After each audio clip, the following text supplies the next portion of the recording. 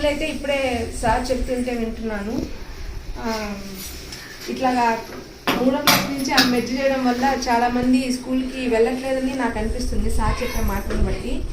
కొంచెం బంధువులుగా ఉన్న పక్క వాళ్ళైనా అంటే వాళ్ళ పిల్లల్ని తీసుకెళ్లేటప్పుడు వాళ్ళతో పాటు వీళ్ళని కూడా తీసుకెళ్తే మీలో కొంచెం కోఆపరేషన్ అనేది ఉంటే తర్వాత గవర్నమెంట్ని టీచర్స్ కానీ అడగడం కానీ కంప్లైంట్ కనుక పెడితే స్కూల్ కమిటీ చైర్లు కలిసి ఎంఈఓ గారికి అప్లికేషన్ ఇవ్వడం అట్లా చేసినందువల్ల ఇక్కడ ఏర్పాటు చేసి ఒకవేళ ఇక్కడికే పిలిపించేయాలని చెప్పించడమా, ఒక టీచర్ని ఇక్కడ అలాట్ చేయడమా, ముందు గవర్నమెంట్కి తెలియాలి. తెలియనంత కాలం ఇట్లాగే ఉంటుంది. సో ఆ తెలపాలా అనే ఆసక్తి పేరెంట్స్లో ఉండాలి. పేరెంట్స్ నుంచి వస్తేనే ఏదైనా. పేరెంట్స్ అందరికీ ధన్యవాదాలు.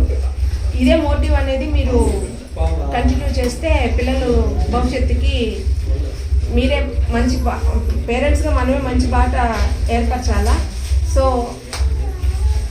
మీరందరూ పిల్లల్ని మంచి బాట నడిపిస్తారని నేను ఆశిస్తున్నాను. ఏంటంటే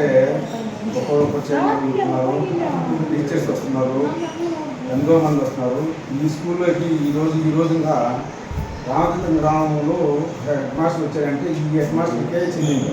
ఇంత డెవలప్ చేయడం కానీ, క్రమశిక్షణ పెట్టడం కానీ, మన తల్లిదండ్రులు ప్రతి ఒక్కరూ పిల్లల కోసం పాపులర్ కోరుకుంటాం.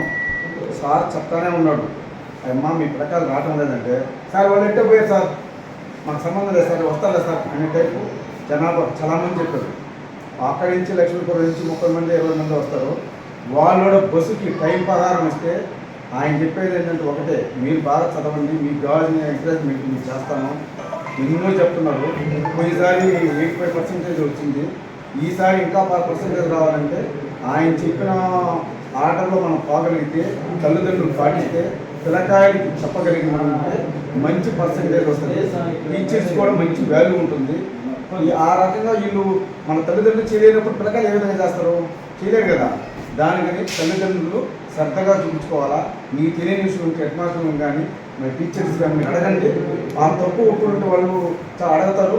మీరు ఏమైనా అవసరమైనప్పుడు మీరు అడగండి, వాళ్ళు సమాధానం చెప్తారు. ప్రతి ఒక్కరూ జాగ్రత్తగా ఉండాలని చెప్పి వాళ్ళు కోరుకుంటున్నారు. పిల్లకాయలను జాగ్రత్త పరచండి, తొందరపడకండి. కొంచెం మనకి ఏదో మనం ఎన్నో పనులు నిద్రలేని కాయించి మన పనులకు వెళ్తాం. పిల్లకాయలు ఏం చేస్తారంటే ఆ టైంకి వస్తున్నారు. సాయంత్రం టైంలో ఒక అరగంట పిల్లకాయలు శ్రద్ధగా మనం చేయగలిగితే వాళ్ళు ఎంతో ఉంటుంది మనం చేయగలం. మనం 10 నిమిషాలు వాళ్ళు గుర్తుపడుచుకోకపోతే వాళ్ళు ఏం పట్టించుకోలేరు. చదువే ఈరోజు మనం ముఖ్యం. ఆ చదువు ఉంటే మనం ఎక్కడైనా బతకగలం. ఆ చదువు లేకపోతే బతకలేము.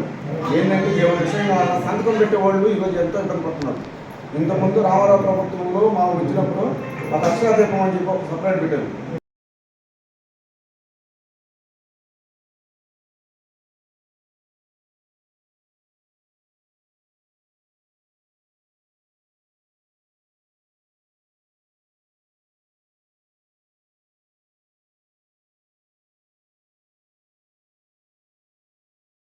Please subscribe my channel. Please subscribe my channel.